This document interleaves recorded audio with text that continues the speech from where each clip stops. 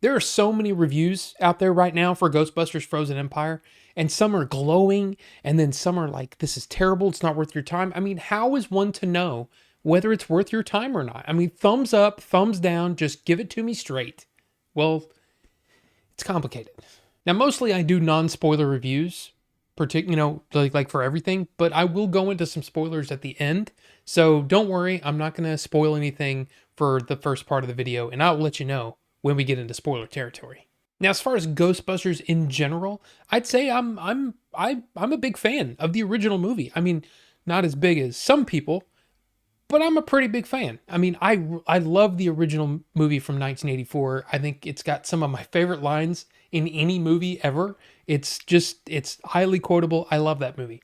And then Ghostbusters 2 came out in 1989, and I'm like, it's not really for me. It's a little more kiddie, and it just wasn't for me. Okay? I mean, some people like it. That's fine. It's not for me. In 2016, Ghostbusters came out, and anyway, then Ghostbusters Afterlife came out a few years ago, and I really enjoyed that one. I mean, I thought it was really good. It tugged at the heartstrings. It was great. I just really, really enjoyed that one. So I was really looking forward to Frozen Empire. I think if you are one of those people that you really enjoy Ghostbusters lore, you're really going to get a kick out of this movie because there is a lot of lore dropped on you in this movie. And I think it's really cool. I think it's really, really well done. There are things in this movie that kind of almost recontextualize some of the things that we saw in other movies, which I like. It gave it like an extra dimension. I thought that was cool. And I don't know, it just feels really steeped in that lore. And I think that's a lot of fun for somebody who enjoys that kind of thing in his movies. The actors, they do fine. And I say mostly not because people do a bad job. Okay. Unfortunately, I think the script does, I wouldn't say a disservice, but doesn't really give a lot of meat to some characters. Some characters feel like they're a little bit wasted, and that's just kind of a bummer for some actors that I really like. McKenna Grace and her character, she was absolutely my favorite part of Afterlife. I thought she was just an amazing character and an amazing addition to sort of like the Ghostbusters lore and the universe and all that kind of stuff. I love her character. And here, she makes decisions that are not smart. I'm like, what? Why would you do that? Humor wise, I think that the movie works pretty well. I mean, there are some moments that are like, that was awkward and strange, didn't feel authentic. And then there are some that are just like pretty funny. Like Kumail Nanjiani, I think he's really funny and I think he does a good job here. But even some of his jokes are kind of like, really? And then Patton Oswalt, I liked his character. But yeah, it's weird. It's the tone. The tone of the movie feels a little bit all over the place.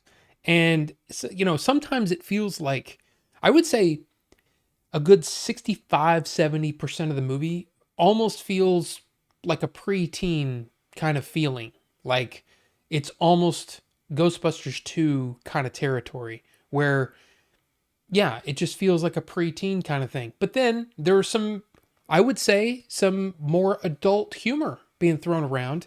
And it's like, that's odd and it sticks out. You know what I mean? It's like you kind of feel like you're getting in the groove of the movie, and then it changes tone, and it was like, okay, that's strange, funny sometimes, but strange.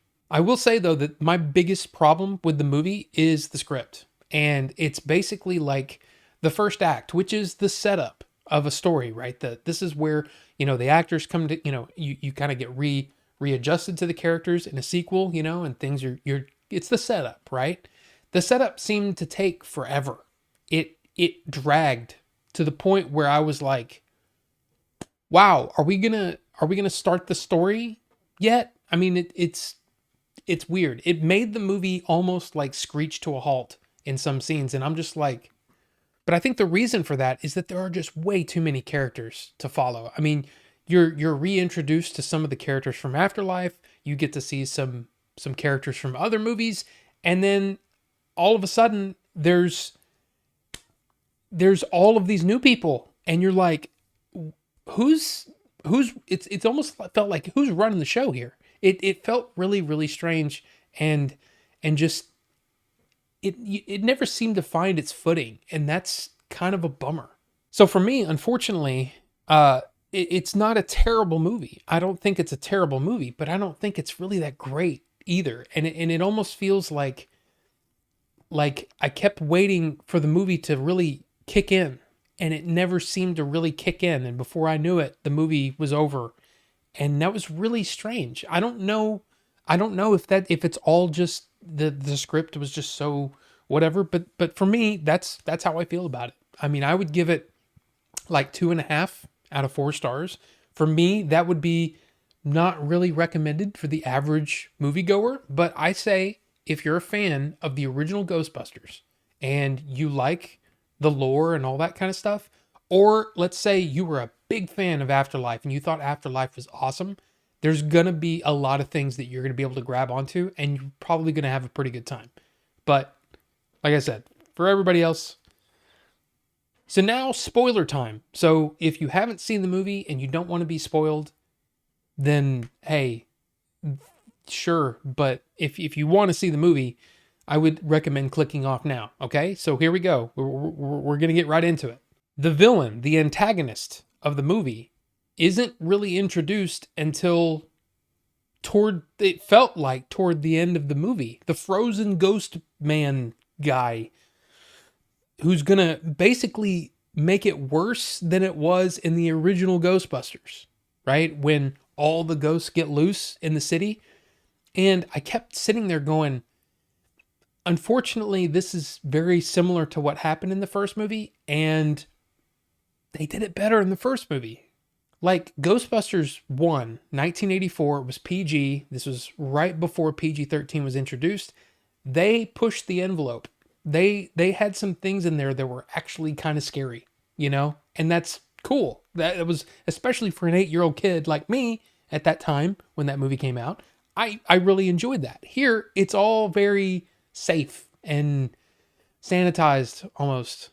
But then we get to the finale, and it was like, oh, that was it? That's all. You did it. You won the day. That was simple. Like, that didn't seem like a big deal at all, especially for all this buildup. I talked about a couple of actors that didn't get a whole lot of screen time. That is Celeste O'Connor as Lucky and Annie Potts as Janine. I'm not really sure why they were in the movie. Like, I mean, yeah, they're there to, you bring Celeste back from Afterlife, you bring Annie Potts back from the original Ghostbusters, but they didn't really affect the plot at all. And it was strange and kind of a bummer, because I like the character of Janine, but she didn't have a whole lot to do, and that was a bummer. It's just like, well, I just don't get it. Here's the thing. So they're in the library, right? And Ray again runs across the librarian ghost thing. Why is she there? I mean, I know we didn't see that ghost get busted in the first movie, but you would think after all of this time, maybe the Ghostbusters would have, gotten rid of the ghost in the New York library. I mean, am I wrong here? That just felt weird to me. So Walter Peck, being the mayor, right? From the original Ghostbusters movie, he was part of the Environmental Protection Agency, and now he's the mayor of New York City. Okay. I mean, I guess. But the whole thing in the first movie, his sort of argument against the Ghostbusters is he believed that they created the problem, right? That they would do something to cause a disturbance, and then they would show up and put on a light show and miraculously fix the problem.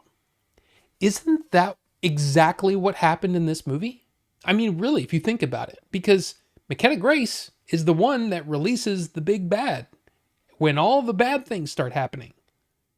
So then the Ghostbusters come in and save the day. So they created the problem that they then had to fix, and now they're heroes. Strange, isn't it? And one more thing, I didn't want to say this during the non-spoiler part of the review, but for me, like I said, too many characters. This feels a little bit like almost a direct response to the criticism of the Star Wars sequels, where they said, you basically had the legacy characters like be in the background the whole time just so the new people could shine. But in this case, I feel like the legacy characters actually took time away from the characters they were trying to, build up here. And not in a like, oh man, that's so terrible, but it's because there's so many characters to follow. Man, getting a focus on the script seems like that would have been something that should have been considered. I don't know. I may get in trouble for saying that because I I like all the original actors coming back, but it also felt a little like maybe they shouldn't have been there so much. I don't know. Is it just me? Maybe it's just me. So anyway, yeah, Ghostbusters Frozen Empire. I mean, I don't know what else to say about it. I think I've said it all, but I'm curious to hear what you think about it, especially if you've gotten to this part of the review.